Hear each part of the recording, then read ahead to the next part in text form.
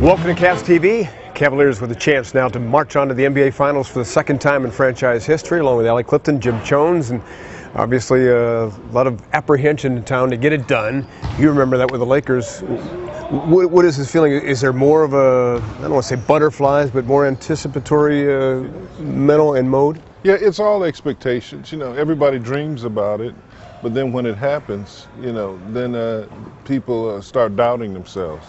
The players don't. You know, they know how important it is. They seize the opportunity, and they really want to get there. And when you're up 3-0 and not 3-3, you know, it becomes a little more accessible. It becomes more believable.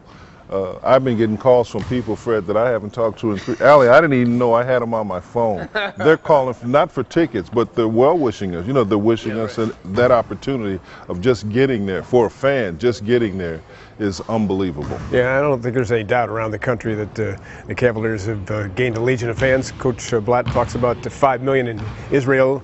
Certainly rooting the Cavs on. Allie, you've covered the Atlanta Hawks in this series quite a bit.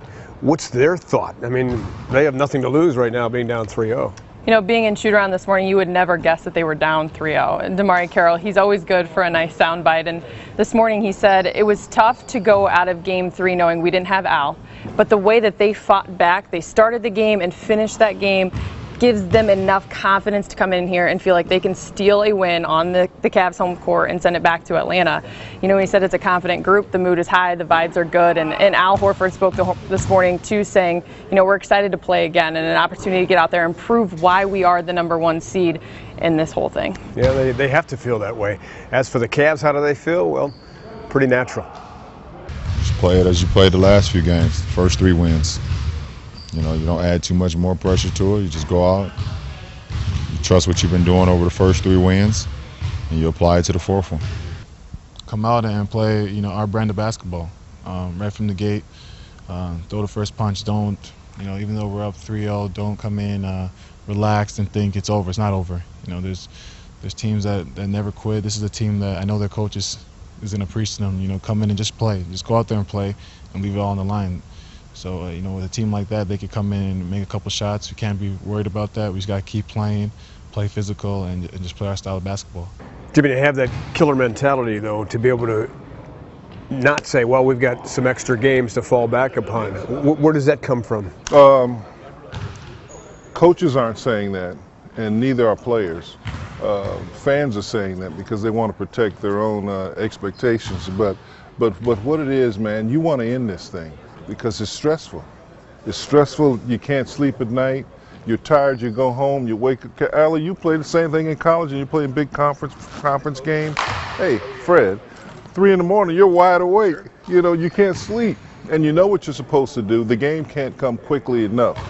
The biggest advantage we have is that we probably have, before he's done, we have the greatest player of the 21st century. LeBron James is on his way, Fred, to a triple-double series. Crazy. Oscar Robertson stuff, Magic Johnson stuff.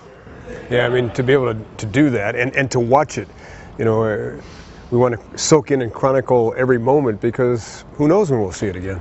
And you know, you speak of that exhaustion.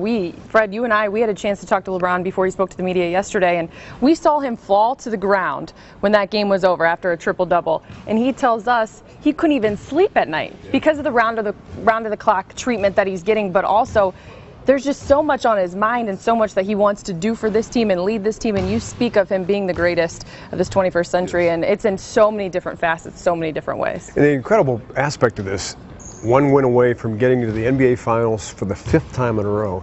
And other generations of championship teams who have made runs, they all talk about, after the Detroit Pistons, for example, if people watch the Bad Boy special, 3 years in a row, they were spent, absolutely spent. And this guy is about to do it 5 years in a row and wants more and more and more. Yeah, he's so unique because he's doing some things that no other player has done since Magic and Oscar. He's not only scoring, Fred, but he truly is making his teammates better. Just to give you an example, he had 13 assists in the 3rd game.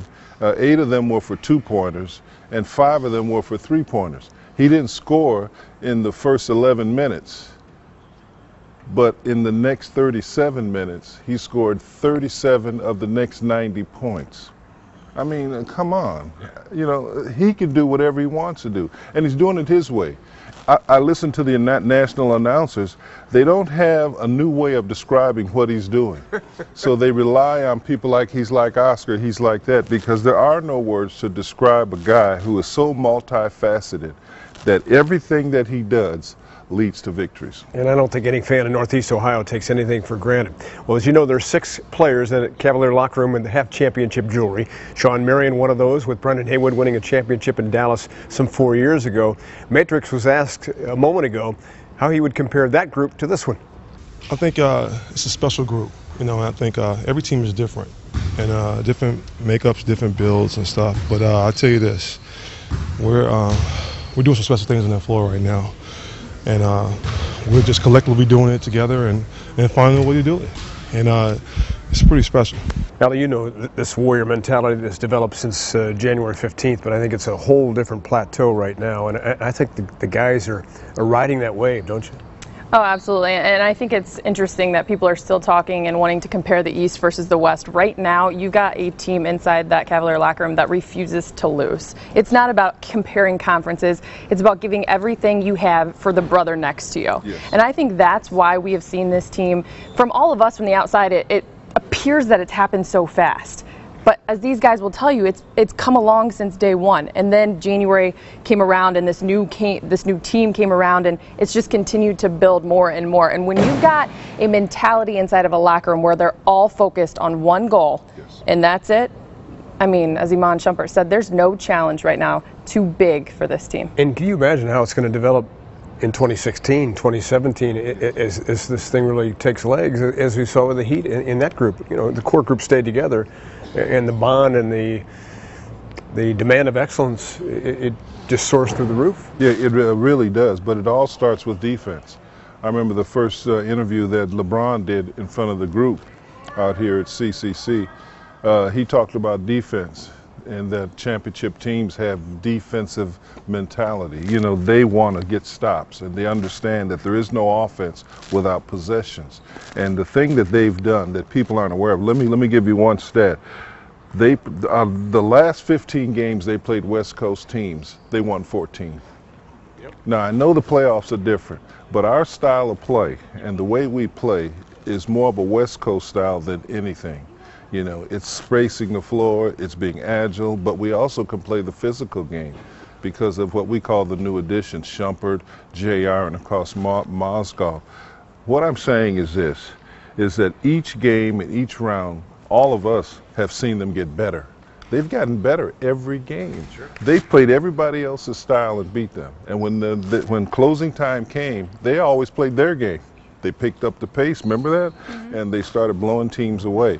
And I expect the same thing in the next game. It's what they're doing to the Hawks right now, because if you listen to those guys, they keep saying, we got to get back to Hawks basketball. Mm-hmm. We got to get back to playing unselfish, high-character basketball, because right now, exactly. Yeah. Mm-hmm. And that's what great stuff, defense is all about. Well, obviously, as we know, 51 years, of course, since a championship trophy has been hoisted in our town.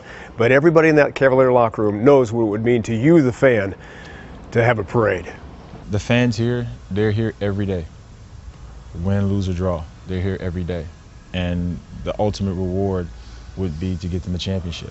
And so when you know that the fans will show up for you regardless if you're winning or losing, you know that that they love you, that there's sincere love. And that's when you thrive your best. So that's why we're out here pushing, trying to win one more game to get us one step closer to achieving that goal. Definitely, for me, it's motivation just to come in every day and work hard, just to, you know, help put our team in position where we can, you know, bring something very promising back to Northeast Ohio. You know, they've gone through, you know, tough times, ups and downs, whether it's the Indians, the Browns, the Cavs. It'd definitely be a good feeling to, you know, win tomorrow and be, you know, just that much closer to, you know, our goal for the season. Well, it's been my goal since I got back here, to not only get back but to win the whole thing. That's my goal. It's part of my drive, and you know, it's what it's about. And obviously, we got an opportunity to go back to a place where we haven't been in a while. So, I'm looking forward to the challenge. I'm old enough to remember the last championship, and I remember celebrating with my dad as a little kid when the Browns won, and I thought, you know, Daddy, we're going to do this every year. Okay, so it hasn't quite been that, but you know, friends, family members, they're trying to allow themselves to dream what it would be like, and the chance for this group to give to a fan base something that some generations of fans just think about. I mean, does that weigh on the players' minds at all? I think it does. You know, I think in a good way. It is because the players want to be successful for themselves first, and they want to be successful for the team, and they want to be successful for their families, but they also want to be successful for the fans, because you hear a lot of that. This is for the fans. No, our players mean it. You know, we've had 3-4 years in here, Allie, you know, on the road. Whoa, some of those games we would lose 22 in a row, 23. They wear on you. But our fans were always there. They were all at the malls when you're going to get groceries. Everybody's still talking about about the Cavaliers. The unique thing about this group is that we have LeBron James and no one else does. Yep. Fred, Bulls had Michael Jordan, right? No one else did. You guys had Isaiah Thomas and Dumars. No one else had anybody like them. The Lakers, when I was playing, we had Magic Johnson and Kareem. You have someone that changes everything that the opponents want to do. And when you have to make that many changes to try to minimize a great player, it takes something from what you do. And that's what we're going through right now. All we have to do is continue to compete. Yeah, because in the early 90s, even 88, 89, obviously the Cavs were good enough to win a championship, but that number 23 was the one roadblock. But Allie, as far as the community, what would it mean? I mean, have you even allowed yourself to think about it?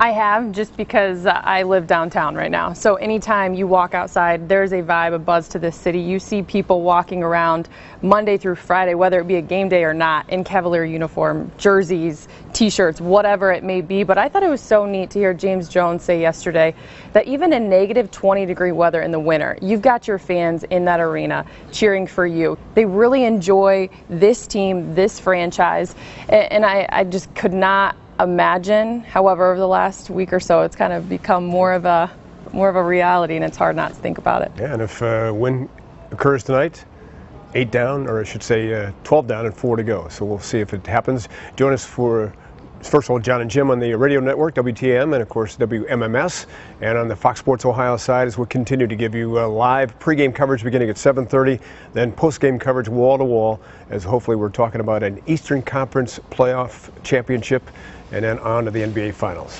For Jim and Allie, I'm Fred McLeod. Thanks for clicking on Cavs.com.